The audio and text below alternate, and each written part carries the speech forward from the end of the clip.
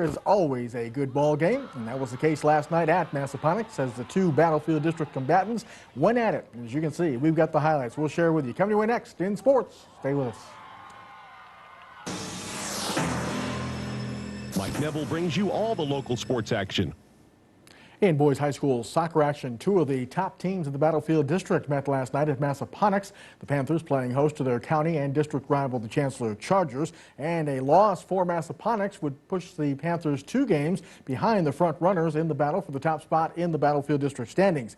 It was also the first meeting between these two teams since last spring when Chancellor knocked Massaponax out of the regional playoffs in the Region 1 semifinals. Let's take you on out to Massaponax High School. Panthers already down 2-0. Eric DePilka with the ball, and his shot sails high and wide of the goal, so Chancellor continued that 2-0 advantage. By the way, both of Chancellor's goals were on penalty kicks. And then DePilka will get another opportunity here. Nice job of chesting the ball down, and then he will feed it ahead for Angel Santiago. Steve Petros is there to block that pass, but there's the ball, and DePilka fires it again high, and the game remained 2-0. And then Steve Rupp for Chancellor with less than 2 minutes left in the first half.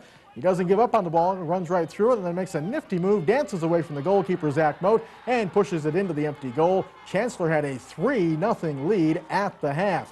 In the second half, Massaponax with some good pressure. Sophomore Brian Pate will send the ball across the middle. Jason Perdue trying to knock it in, but Hunter Kwan got a piece of it to keep it a 3-0 Chancellor lead. And then more pressure off the throw-in from Massaponax. Robert Walker with the throw-in and a loose ball, and everybody taking a whack at it, but Chancellor was able to clear it before any damage could get done and continue to hold on to that 3-0 lead. And then off the corner kick, Alex Peabody will send one, and the ball will be headed right back to Peabody as he is able to gain possession right there for Massaponax. Puts a nice shot in, but Kwan dives and pushes the shot wide to keep Chancellor on top 3-0. But all that pressure would eventually lead to a Massaponax goal. DePilka sending it across. Kwan punches it out, but right to Peabody. Beautiful half volley, and it somehow finds its way past bodies and into the back of the cage. That made it 3-1. But then watch this effort from Cliff Green.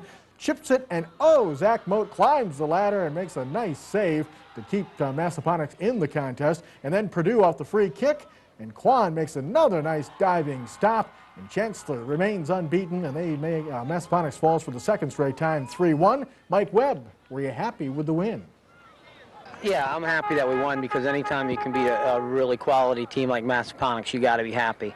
But at the same time, I'm a little disappointed in how we played the second half. Massaponax really took it to us, and we hung in there, and truthfully, you know, they might have had another goal in there or two. We did have some chances on the second half, but mainly on counterattacks. It's coming up in real sports. We've got boys soccer highlights from Chancellor last night. The Chargers in action taking on Courtland. Last time these teams got together, it was a very close contest. As you can see, we've got the highlights we'll share with you. Coming to you next in sports. Stick around. Mike Neville brings you all the local sports action. In boys high school soccer action, Chancellor was looking to stay unbeaten in the regular season, not only overall but also in Battlefield District play, as they played host to Courtland last night. Now, the last time these two teams got together, which was last week at Courtland, was a pretty close contest. In fact, Chancellor needed 2 goals in the final 8 minutes of regulation to pull out a 3-2 win. Well, unfortunately for Courtland, last night's contest was not that close. Let's take you on out to Chancellor High School. Chargers already up 1-0 on a goal by Sean Hinkle. They're now up 2-0 on a goal by Sean Hinkle. That was with a little over 18 minutes left in the first half. He celebrates a 2-0 lead. And then off the corner kick, Marcellus Jernigan heads it in. He's left unmarked, and he easily bops it into the back of the net. 3-0 Chancellor on top. A little over a minute after that goal, it was Chancellor striking again. Steve Rupp going down the right side. Nice chest as he puts it down to the floor. And he goes to the goal, and his cross is going to go off a Courtland player and into the back of the net. A rough first half for Courtland. They were down 4-0, but they pull to within 4-1 on this strong throw-in by Chris Butler, as Sean Stokes is able to head it in to make it 4-1. And then Courtland again off a long Butler throw-in. Mad scramble in front of the Chancellor goal in front of Hunter Kwan, but the Chancellor defense is able to make some nice stops before the whistle finally blows to end the play. So for the game stayed. Chancellor on top 4-1. But then a nice opportunity again coming up. Preston Rance will feed it through to Justin Armitage, and he is there, but his shot is over the goal, and Chancellor does indeed remain unbeaten. 4-1 is the final last night at Chancellor High School. The Chargers picking up that victory over Courtland to remain unbeaten in Battlefield District play. Thanks, Michelle. Coming up in sports, the Group AA boys soccer tournament continued last night with quarterfinal action over at Chancellor High School. The Chargers in action, playing host to Charlottesville. And as you can see, we've got all the highlights that we'll share with you. Getting away next in sports. Stay with us.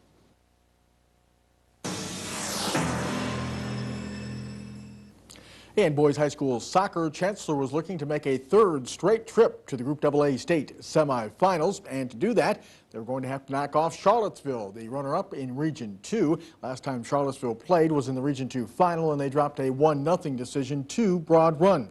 Let's take you on out to Chancellor High School. Look at some of the highlights from this one. And the Chargers huddling up at the beginning of the game as prior to the kickoff, getting ready to start at Chancellor High School. And as mentioned, Chancellor has gone to the Group AA state semifinals the last 3 years. There they are huddling up, getting ready for the kickoff. And then later in the first half, Ryan Dougherty on the free kick, and he sends it into the middle of the box. Marcellus Jernigan with the header. Ooh, nice save by goalkeeper Tyler Erie for the Charlottesville Black Knights. And then moments later, another free kick. Dougherty sends it through. The ball will skip to senior Sean Hinkle. He won't miss as he lofts it over the goalkeeper into the back of the net, and Chancellor had a 1-0 advantage. But then Charlottesville trying to get back into it, and they send a shot in on goal. It deflects off a Chancellor player, but Hunter Kwan is right there to smother that attempt, and the game stayed 1-0. And then Charlottesville again on the attack, and Bozen Katina will get a shot in on goal. There's a shot that goes just wide of the goal,